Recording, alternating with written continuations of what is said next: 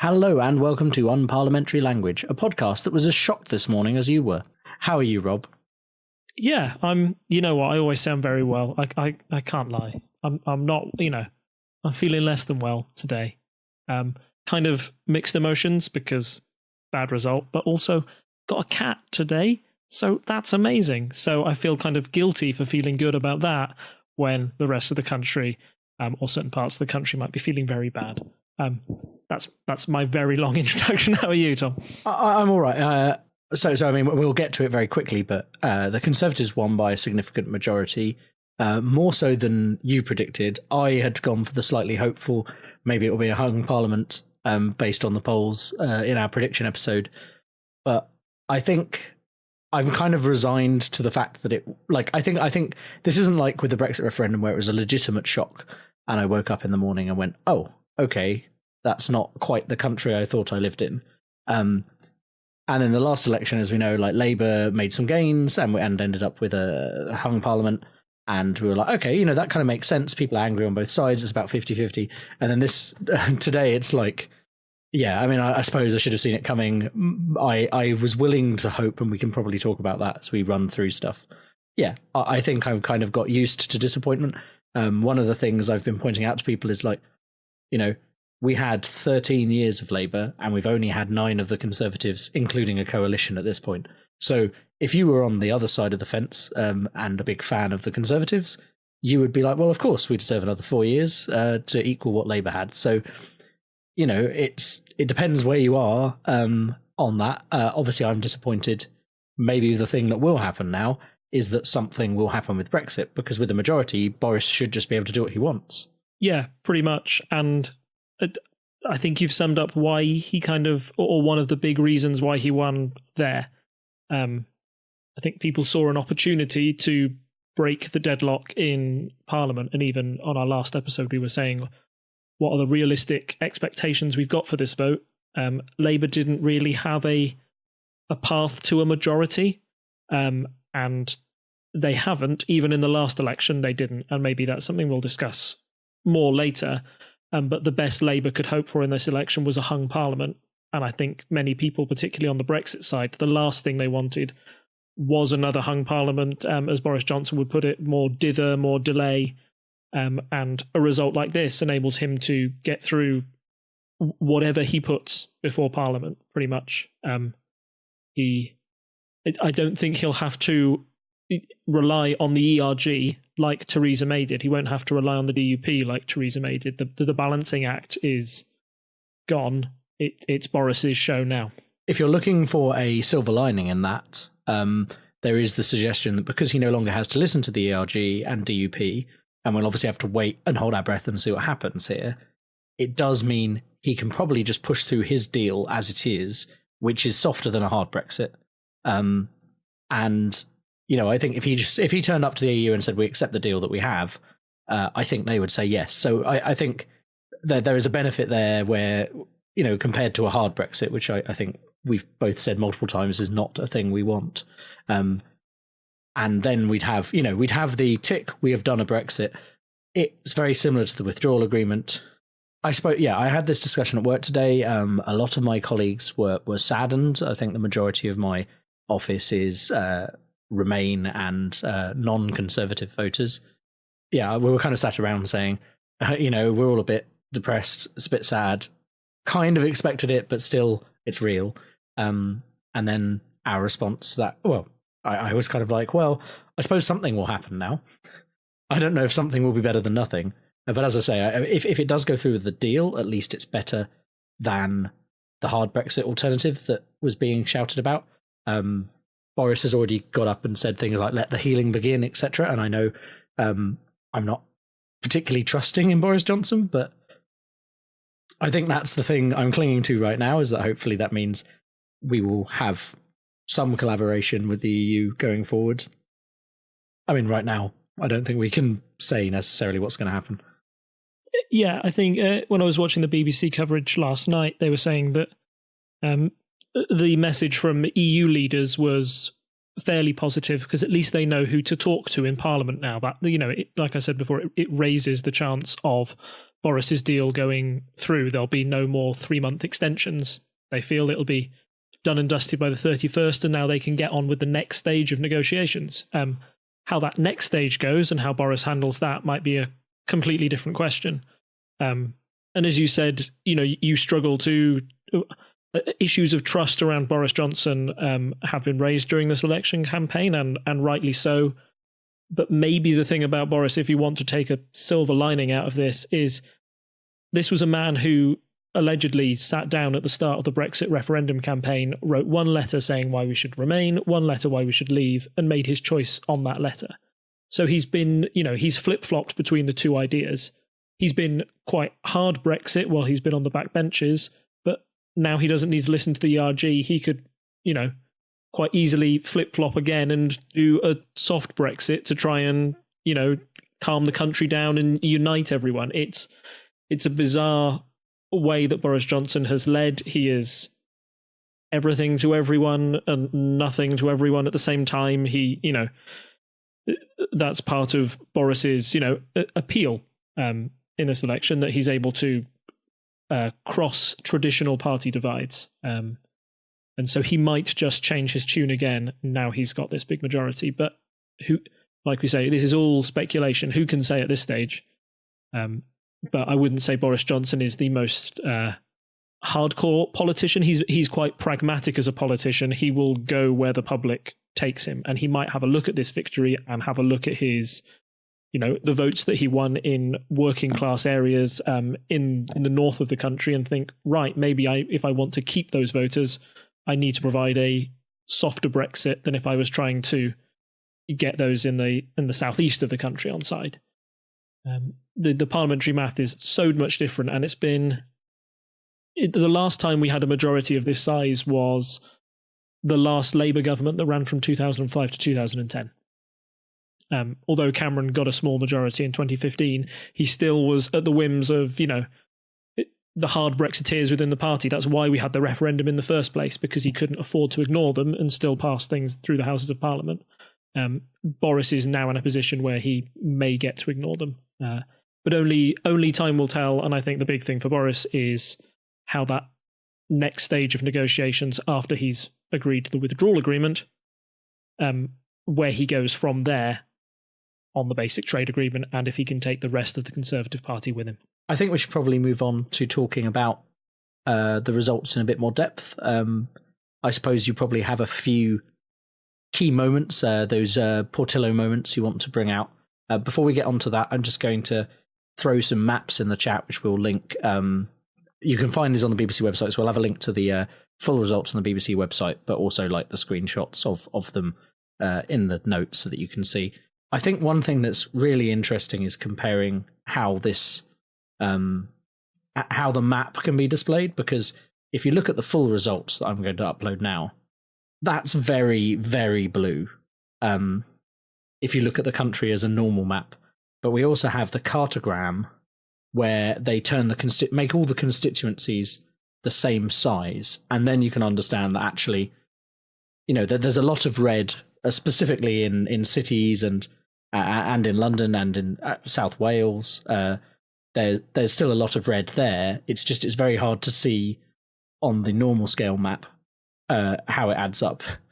If you look at the full map, it very much looks like nearly the entire country is Conservative, but that's because country seats, rural seats that tend to be Conservative voting, are very large in area, because they're supposed to have roughly equal weighting of people between them. Yeah, I love those maps. Apart from the bit where Scotland looks like it's suddenly got a freaky shrunken voodoo head. Yeah, I mean, I think some people have described it as looking like Homer Simpson having been in a fight. Various other things I've seen it described as. But yeah, it's a really nice way of showing how data can be both misleading and very accurate at the same time. And this is why you have to think about visualizations and stuff. That's a topic for another time, though. Well, okay, maybe let's start of the night. We had our first seat declared. Was it a shocker? So the first seat that tried to be declared was Blythe, which had brought in the bloke that used to run the counts in Sunderland to try and make sure that they were the first to declare. Usually a safe Labour seat. However, on this occasion, it was much closer than anyone expected. So they had to say, we're awfully sorry, we've got to do a recount. So then we went up to the normal two up in Sunderland and Newcastle, which both provided Labour wins, but there were big swings in those constituencies. In Newcastle, less so, but in Sunderland, that was a Leave voting constituency, and you might remember from the referendum in 2016 that it was the Sunderland result that sort of sparked the panic that, oh no, this could be a good night for Leave, or a better night for Leave than the polls had expected. There was about a 10% swing away from Labour in a very working class traditional Labour constituency. And if Labour were to, if those results were to be repeated throughout the night, then it would mean a night of heavy losses, particularly in the northwest. Then we get to Blyth, which was the one which said we had the recount in, and that produced the first shock of the night, which was a Conservative win by about, I think it was 712 votes in the end. I was watching it, you had people like Hugh Edwards and Andrew Marr saying, if you'd told me that Blyth was going to go Conservative at the start of this election, my jaw would have hit the floor. And yeah, you just look at the history of that constituency. It's an old mining town. All the demographics should work out for Labour, but it showed how they'd been able to, how there was a real disconnect there between the central party and the traditional roots of the Labour Party. And that was kind of the story of the night. The Conservatives able to pick up seats where they never used to, they were never even considered a serious target. I think they said Blyth was number 72 on the Conservatives' target list, so way, way down. Even the Conservatives, I don't think really took it seriously at the start of the campaign. But such was the feeling there against the Labour Party that working class voters changed their mind and switched to the Conservative. Now, the reason why behind that is the big point of discussion. I think we know most of the what demographics switched. The next question is, why? The two main reasons were the one that was said by John McDonnell and the one that's done by the Central Party was, this is a Brexit election. It's because people wanted to get Brexit done, and we weren't clear enough on our Brexit message. These people will come back to us next election once Brexit's over. And I agree with that in part.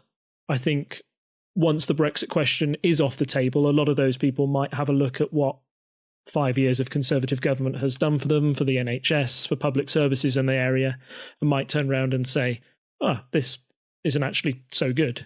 The next problem, though, which the Central Party was less willing to admit, was the effect of Jeremy Corbyn. Yes, no, understandably.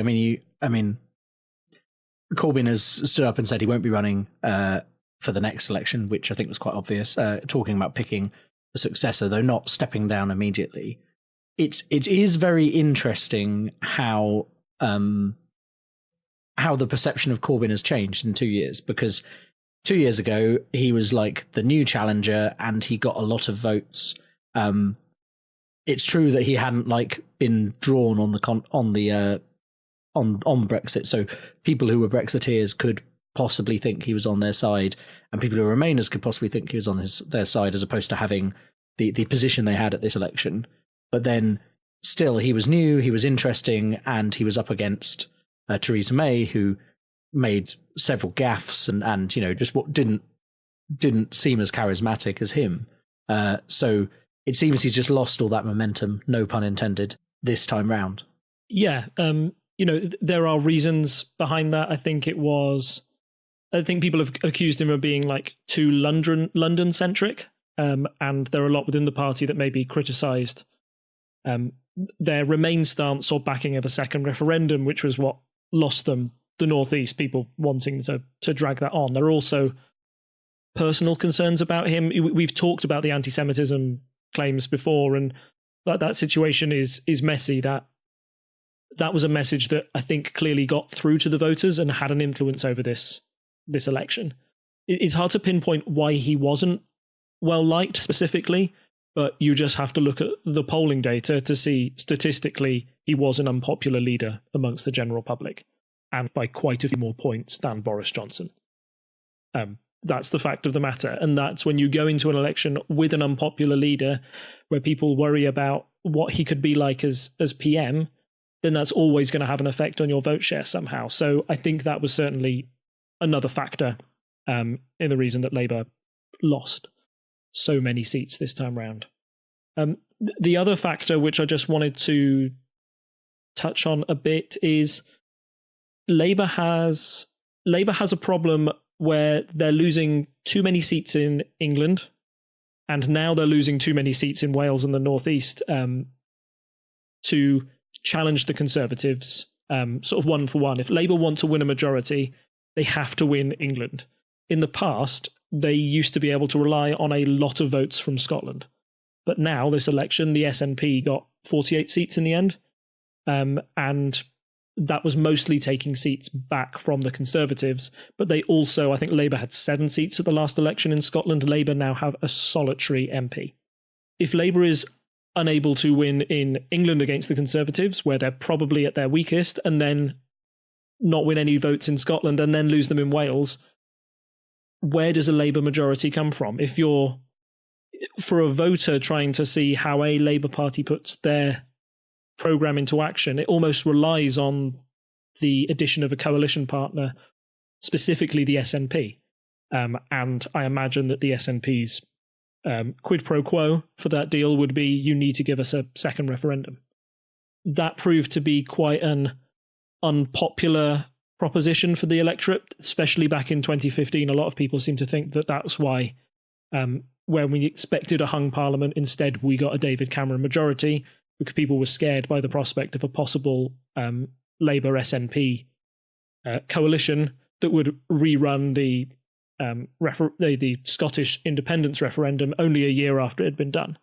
So I think all of those factors come together and mean that the prospect of voting Labour from a very, very pragmatic point of view, and how you're looking at the electoral math of how they get a majority of the size the Conservatives have, I'm not quite sure how they do that unless they are really able to swing old Blair seats. They need that's the last example I can point to where Labour were consistently able to take seats in England off the Conservatives in areas that Labour would never have dreamt of holding in the past.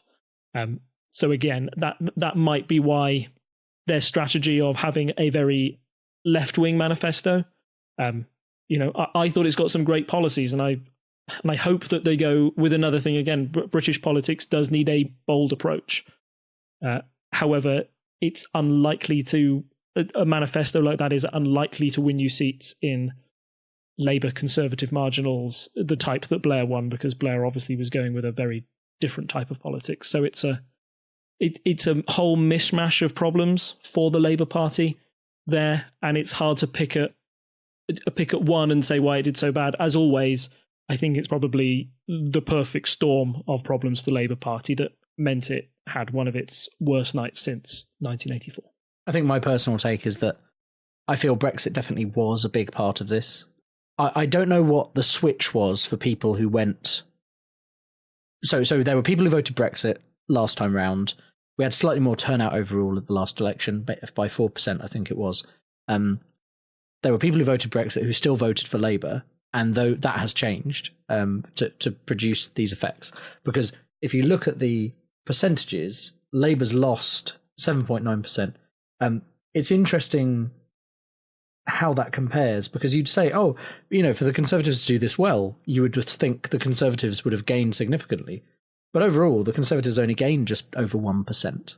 In fact, that on purely percentage terms, the biggest winners last night were the Lib Dems, who got 4.2% extra votes. So the Liberal Democrats didn't have a particularly good night in terms of seats, because they won 3 new seats but lost 4, including their leader's seat. So they ended up with a net loss of 1.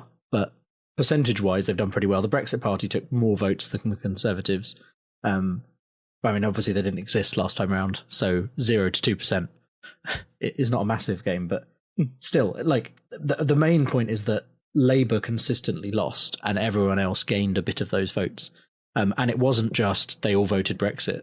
It's interesting that tactical voting doesn't seem to have played much of a part. based on those percentages? I mean, I think tactical voting, people tried it, but it's not as effective as just having one party, the Conservatives, standing for Brexit. You know, the move that Nigel Farage did and the Brexit Party not standing in those seats really did help shore up their support. And it makes, people simply don't turn out or don't vote at all, and it makes them look great. Going back to your point about Labour, what's changed between 2017 and 2019, what I would say, if I was living in the Northwest and somebody told me that Labour still supports getting Brexit done, to borrow Boris Johnson's phrase there, I think I could look at the evidence and say, yeah, Labour have voted in Parliament for every step of Theresa May's plan to, the Brexit process back then. They were still supporting it. However, when her final deal came to the table, it failed because Labour and the Lib Dems and the SNP and everybody else voted against it, as well as some Conservatives. And even right at the end, although some members of the ERG dug their heels in, you had people like Boris Johnson and Jacob Rees-Mogg supporting Theresa May's final Brexit deal. So I think a lot in the Northwest could point to the Labour Party and say, you're the reason for this dither and delay over Brexit. You're the cause of this. And I'm going to punish you at the ballot box for it. They punished them once at the council elections and again at the Europeans. This was the final blow. So that would be my point on where things have changed on Brexit in particular. And it does seem like there's been a shift even from those European elections. So I think that's the thing where if people were surprised, it's maybe because they were looking at the European elections and going, well, things were roughly what we expected. Whereas here, things have gone outside. I mean, they were still within the realm of what we could have expected from that, the polling data going into the election. But I still think people are surprised. There was a lot of stuff where there was quite marginal wins for Labour last time. So that made them more open to losing constituencies because, if you won a marginal by a few hundred votes last time. It is interesting where seats have consistently changed. Places like Canterbury that are now, that's the second time it's been Labour. So I think there are still things like student votes there that are having an effect. Yeah, the voters, I think we all live in our little bubbles, don't we? And this election is sort of a warning of not looking at the last election and thinking it'll be like last time. Because I remember last time it being like, I was quite doom and gloom last time thinking, Theresa May's going to romp this, even though she's had a rubbish campaign. The polls just say that she will. And suddenly out of nowhere, Labour had a night where everything went right for them. And last night they had exactly the opposite. But on Twitter, an hour before, I was being told by people that Dominic Raab's seat was up for grabs. Ian Duncan Smith's seat was up for grabs. Uxbridge, yeah, there was that big rumour on Twitter that went around saying Boris Johnson's in Uxbridge. Everybody, get out and vote. We can, the Conservatives might win, but the Prime Minister, Boris won't be PM. It would have been fun. That would have been a very interesting silver lining to have, to be in that position. But that just didn't materialise. Again, you could say that the Lib Dem vote collapsed in Uxbridge as people attempted to tactical vote, but the Lib Dems still picked up 2,500, which is enough to, mean that campaign isn't successful. So, Labour it's not all doom and gloom for Labour, is what I would like to say. No, I mean, people are saying, it's the death of Labour. And I'm like, well, people said that about the Conservatives in 1997. Parties come back, but it takes time for them to change. Precisely. And what Jeremy Corbyn has done for the Labour Party, he's been able to motivate and activate a force within the country. I've got people who weren't politically active at all amongst my generation voting Labour for the first time ever, or feeling like now's their time to make a difference. Now, results like this can be a real body blow, and you kind of think, particularly when you've lived in that bubble, you think, but I knew nobody in my friend's circle who voted Conservative. How could this happen? There's a world outside, social media, and clearly the Conservatives have got a good grasp on that world. Traditional media and those sort of channels still work, but there is hope for Labour in the future, that they've got a very young, very energised base. It might take 5, it might take 10 years, but I think that once those people used to say that, you get more conservative as you get older, that doesn't seem to be happening at the moment. I mean, I think there's a very good John Oliver thing where they have like loads of American presenters quoting that famous quote. But I mean, it's just not true. I mean, the number of academics I know, professors who are all Labour voters. My main problem with that quote, though, is that the idea that as you get cleverer and as you get wiser and older, you choose Conservatives, which I don't think is true. I think there's a lot of very clever people who vote Labour, Lib Dem, Green. So I think that's my point on that. I think that's the thing that I have most issue with. I'm sure there is a trend in some place where people tend to get more conservative as they get older. And also as people tend to have more stuff, they are less likely to take political risks because it will affect all the big pile of gold they've built up over their lifetime. I think one thing I've noticed is, so I know there are some people who are definitely conservatives out of my Facebook friend list. None of those people made a single post about the election on Facebook. And they do use Facebook. I mean, some of them don't use it as much as I do, but there are definitely people who use Facebook. So I think that's a big difference. And it's like the silent majority thing we discussed during Brexit. You see that. I have seen, a large number of Labour memes attacking the Conservatives on my Facebook page, and some of the comments that appear under those are really bad. And you do see the occasional person like fighting with someone in the comments a bit more, but I think there definitely is, like, people realize if they come out with certain opinions in a certain bubble on Facebook, they will get pushbacks. They just don't. So I think that's one of the ways the bubble works with social media. I still think, I mean, I was saying this in a chat I was having last night, that I've tried to think, like, I know there are some people who are like, if you voted Conservative, get off my Facebook, all that kind of stuff. And I understand where those people are coming from. I am in a position of privilege where I'm not judged for the colour of my skin and many other things. I mean, basically, white man who's British, I appreciate there's a lot of privilege there. But there are... I've tried to widen my bubble because I feel I can see those people on Facebook and see what they're thinking would be fine. And I definitely know I have some friends on Facebook who would vote Conservative. They're not people I hang out with very often, but I've seen that. I've had discussions at parties with people like that. We disagree, but normally they've been quite amicable, which is fine. And then going wider again, I know I have colleagues not in the office I'm normally in, but in some of the other offices who are more likely to vote Conservative. And I thought I'd had some good conversations with people like that, where it kind of went, you start with the opening discussion of what, well, we're both fed up that we've just been talking about Brexit for 3 years after the referendum.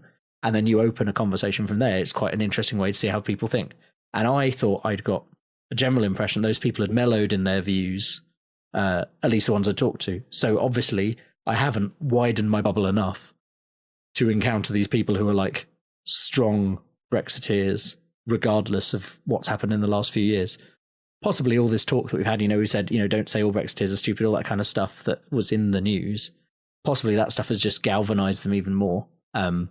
Not that this is 100% on Brexit. There are some people who just voted Conservative because they voted Conservative, but I think that there is room for me to widen my bubble and get more opinions from people than I thought. I thought I'd done a good job of it, and clearly I hadn't, because I would have still predicted this to be nearer to a hung parliament. Yeah, certainly. And I think, like, social media in particular, maybe it's just my timeline and how it goes, but it was trending yesterday. Like the stuff trending yesterday was Labour fight back, all of that jazz, that they were going to do it. And so when you get such a strong disconnect between what you feel the reality is and then when reality bites, it means people are going to have very strong opinions on the matter, and not lash out, but I was saying how well Corbyn had done to get a lot of people motivated about it, and speak their political views, but you do create this other class of people who become very shy. You talk about shy conservatives. That's like a known political thing that people don't tend to go about saying that they are conservative, but they use their power at the ballot box and get what they want. And it appears that the British voter is, I'd say the British voter is surprisingly pragmatic. And maybe we as political commentators, or the way political parties infer what a result means, might be very different from what a voter intended. So there'll be some people today who'll say that, oh my goodness, like, this country has voted for Boris Johnson, who is a racist and a bigot and all of that, and this country is racist to its core. I don't believe that for 1 second, personally, and I know that the vast majority of Conservatives out there would not share that opinion. They voted for Boris Johnson because they wanted to get Brexit done, and they kind of held their nose at the other stuff, and don't consider that, much like how those on the Remain side and tactical voting, who may have had problems with what the Liberal Democrats had done in the past or what Jeremy Corbyn had done. I saw a lot of that on social media saying, I'm going to hold my nose and vote tactically of this election so the Conservatives don't get in, because they were trying to be more practical. They would say, that people are struggling and saying, I don't agree with everything this person or this party stands for, but I've got to make a choice. The danger there is that the Conservatives double down on this and say, oh, great, the country has voted for a super duper hard Brexit and we should be really racist all the time. Like, I feel if the Conservatives do that, then they won't win at the next election, that those working class seats that voted with them last time that voted for them in this election will turn on them and say, no, that's not what we wanted at all. And that's why you get big backlashes. And again, that's why I said at the start of this, like, it's dangerous to think about what happened in 2017 and say it's definitely going to apply to 2019. Because, you can say 2017 that, the Labour, one of the big takeaways of that was that everybody thought Corbyn was unpopular. Actually, he's far more popular than we all thought. And aren't these left-wing policies amazing that he's put forward, this radical new manifesto? So they did kind of double down on that. They did a really big nationalisation program in that manifesto, and they did a lot of other policies that, I think kind of went further than 2017. Maybe that wasn't the reason people voted for them in 2017. It's so hard to, it's so hard to say with any certainty, but there's a plethora of reasons people vote for a party at a given moment without wedding themselves to it for life. And that's what we have to remember at every general election. That's why a political landscape can change so much it changed a lot between 2017 and 2019, and even between 2015 and 2010, it's changed a massive amount, and you are seeing that redrawing of where, of people who we thought would never vote Conservative in their lifetime have switched in this general election, and that's probably because of a culmination of stuff emanating from Brexit and beyond. I think it is, as you said, it's why a voter votes is for a lot of reasons. I think it is very easy to forget that. I mean, obviously, as I say, there are some people who always vote the same way regardless, but we've done a lot of discussion of policies, looking at manifestos. When you've been doing that for weeks and weeks up to the election, you form a very clear picture in your mind of who you're going to vote for. And I am constantly surprised, and I should stop being surprised, because I have spoken to people who are like, well, I went in and I was going to do this, but I got there and I changed my mind because X. Whatever that reason is, I think to people who are doing a lot of following of politics, it seems very different from our perspective. Like, unless something massive came out on the day of the election that was credible and proved, say suddenly some documents were released that were like, oh, we've proven Jeremy Corbyn is an anti-Semite and all of this, then suddenly I think that would change those people's views. But otherwise, I think people who are reading up ahead of time are less likely to suddenly change their vote, in the polling booth. But it's interesting, people can change based on stuff they've heard that day. It's multiple reasons, and people try and take a single narrative from it, and that can be problematic.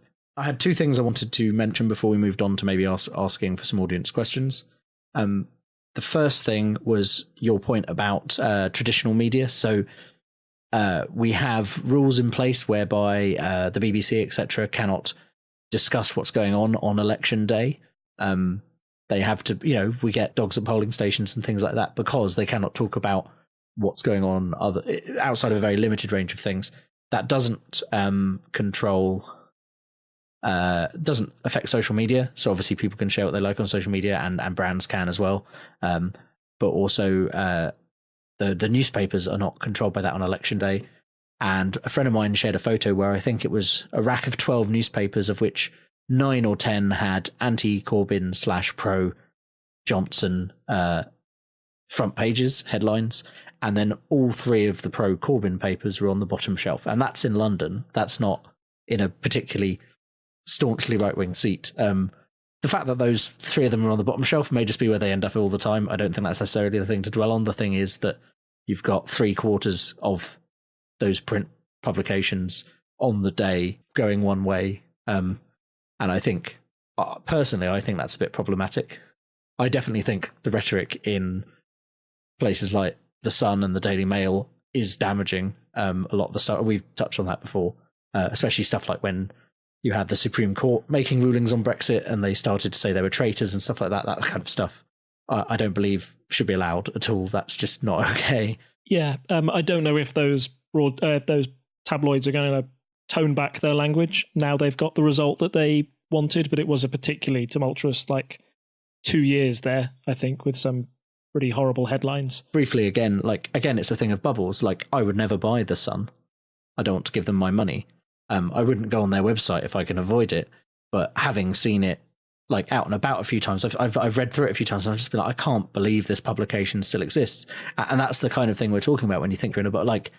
There are still people working for an institution that produces that in this country. It doesn't take that many people to be reading it to have it, it will affect their opinions if that's their source of news. So yeah, not a massive fan of The Sun, as I think you've guessed. Yeah, no, I think after 2017, we thought that the newspapers had lost some of their effect over the electorate, because you had a rise in Corbyn despite so many broadsheets and tabloids being against him. I think maybe part of the reason was that the personal attacks on Corbyn that they did were not hitting with people. It didn't ring true. You've got to have something based in truth for it to stick with people, or you'll just have people openly laughing at your newspaper, which was kind of what was happening back in 2017. This time around, it appeared that the newspaper appeared to be following the national mood rather than trying to set the tone. So there will always be a debate about how much newspapers, in particular The Sun, influenced the election. I believe The Sun has backed the winner in every general election back to at least major. I know from 1992 to now, The Sun has always said that they're backing the eventual winner. However, that's usually because The Sun looks at the polls and then makes up its mind. No, it doesn't work the other way around. It doesn't. It's usually The Sun following public opinion rather than them influencing public opinion. Yeah, there's still a big discussion to have about that. But yeah, like you said, that is its own bubble in itself.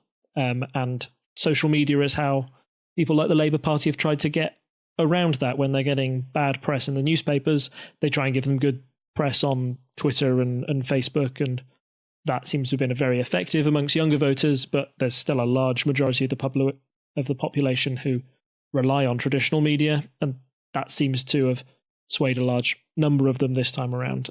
If it carries on being a factor, if it's more of a factor or less of a factor in 5 years' time, we'll have to wait and see. And the other thing I want to touch on is we mentioned earlier that, a lot of coverage was saying, it was a terrible night for the Lib Dems. And I think, obviously, losing your leader's seat is not great.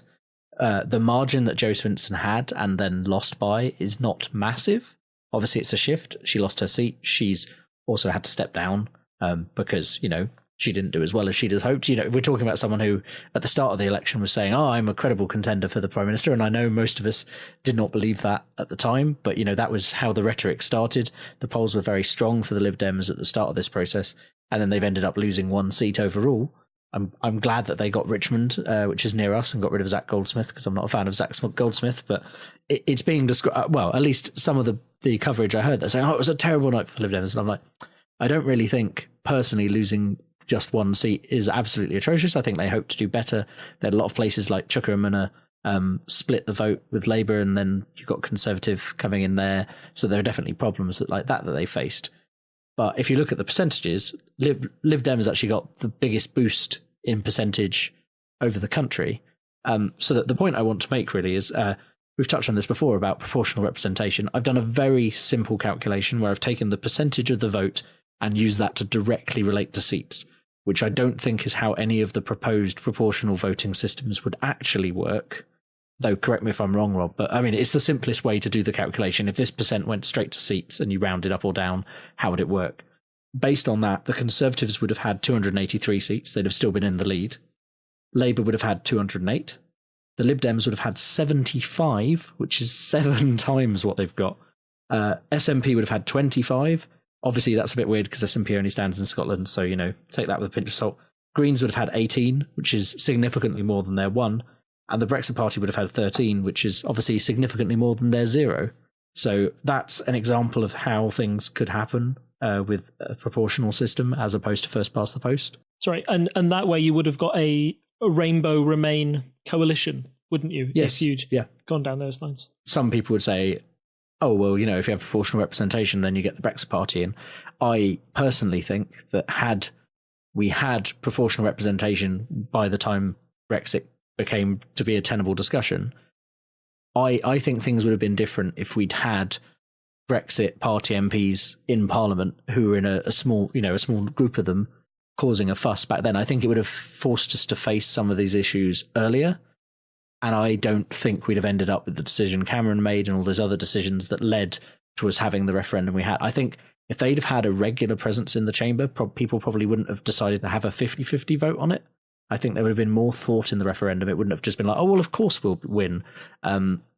So I think, that there is a benefit to having those people represented. If their voice was being heard in that way, maybe they'd have made different decisions as well. I just wanted to raise the point that first past the post is still a terrible system. It's rubbish. So much of this election was about tactical voting, and tactical voting would have gone out the window in a PR system. First past the post is, we've been saying it for election after election, and pretty much since 2010, every election then it's reared its head with people saying, look, it would have had a very significant impact on the outcome and makeup of Parliament. In 2015, you would have seen a massive UKIP representation there, but equally in 2010, you would have had a very significant Lib Dem presence there. And it stops you having to make up your mind. I talk about my constituency as an example of tactical voting gone wrong. It's standing against Jacob Rees-Mogg. Obviously, you could vote Lib Dem or Labour. Lib Dems put a leaflet through my door every other day. I thought, they're probably, they're going for it, but the tactical vote site still said, vote Labour. So which ones do you choose? It seems to be pretty low down Labour's hit list of ones, so, you try and weigh up your options. And in the end, I think, even though the Lib Dems came third, both Labour and the Lib Dems got around about 13,000 votes each, where Jacob Rees-Mogg got 27, 28. So if you add the Labour and the Lib Dem votes up, it might have been very close against the Conservatives. However, that's a perfect split, isn't it? That's 50-50 down the middle, people who are probably all Remainers, not able to make up their minds who is the best person to stand against Jacob Rees-Mogg, and that's the really frustrating thing. You shouldn't have to do that bit of calculation in your head. You should vote for who you really believe in the policies of, and see that reflected in a national parliament. But I don't see the Conservatives wanting to change that anytime soon, given the fact that they've got an 86 majority out of the current system, and the other way they probably would have been the opposition to the Rainbow Coalition. Yeah, I don't think I have anything to add there. I think I've made my point on proportional representation. If people want to check my maths, they can, but I think that's roughly right. If, as I say, taking into account that I was literally doing a percentage straight to seats, which probably is not how any system would have actually worked. But yeah, still, it's an interesting thought experiment. Okay, so thank you again for joining us as always. Thank you, Rob, for coming and giving us those insights. As always, you can find us at parliamentary.observer, our website. You can find us on YouTube, where you can watch the old videos with like a nice audiogram thing that I've got set up. You can find us on Instagram at Unpile Podcast, as well as on Twitter. You can find us on Reddit at /r/unparliamentary. You can find us on Facebook as Unparliamentary Language. And you can also find us on patreon.com/TTSS, where you can support all of the shows made by Tinker Tailor Soldier Sponge Productions, which is mostly me and a copy of Ferrite podcast recording studio. And some Discord, but yes, no, yeah, you can find us there. You can throw some money our way, or you can get emails every time we release an episode. There's bonus content for patrons. We're trying to roll out slightly more of that. The main thing is news from Unparliamentary Language, but I'm thinking of doing some outtake episodes and stuff like that over the Christmas break that will be exclusive to patrons. So, fun stuff coming your way if you throw us a few dollars or currency of your choice. I don't think it has to be exclusively in dollars. I think the other thing we wanted to touch on, I think we mentioned this 2 episodes ago, didn't we, Rob, that we're going to be meeting up in person over the Christmas break, and we're going to have a bit of a discussion then about the format of the show. So if you have any suggestions at all, feel free to contact us. You can get us at the email unparliamentary@tinkertailorsoldiersponge.com, or you can contact me if you know me personally, comment on the Facebook page, send a message to the Facebook page. All of these ways of getting to us, comment on Reddit, comment on the website, ideas you have for the format, or things you like. We want to know what it is we're doing right, and if there's things we can tweak. I know when we started off, we had like silly games and stuff every episode, and those were maybe a bit hard to do, but maybe we could bring those back occasionally and stuff like that. So any ideas you have, feel free to send them our way. We're going to have a bit of a think about the structure of the show, length. Also, if you have opinions on how long a podcast should be, please throw them our way. And yeah, I think there might also be another... Well, my plan is, I don't know about you, Rob, but I was hoping we could do our predictions episode for the next year again, which I think that went down pretty well. But this time with tacking on the where did we go right, where did we go wrong from last year. So I think we've got homework before we meet up to both re-listen to that episode and see how wrong we were. I cannot remember what I said last year. I would be interested to listen to that. Maybe I'll have to go back and listen to myself and go, oh, goodness me. I do remember being contacted about halfway through the year. Someone saying it's been pretty spot on so far.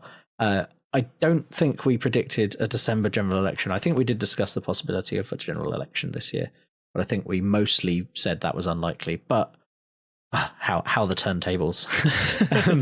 But yes, no, I'm looking forward to seeing you in person and discussing that then. I'll bring down a microphone and we can have a chat. And on that note, it's good night from me. And it's a good night from him. Bye. Bye. Bye. Bye. Bye. Bye. Bye.